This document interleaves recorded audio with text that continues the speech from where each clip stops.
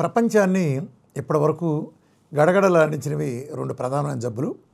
మొట్టమొదటిది గుండెపోటు, రెండోది క్యాన్సర్.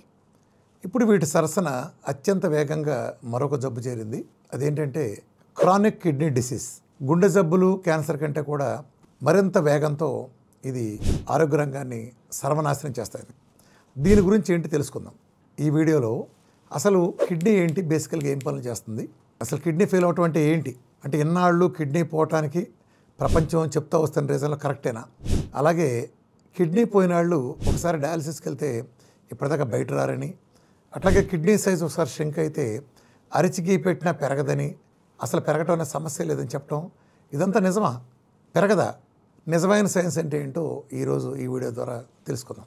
బేసికల్గా కిడ్నీ అనేది ఒక ప్రాసెసింగ్ ఆర్గాన్.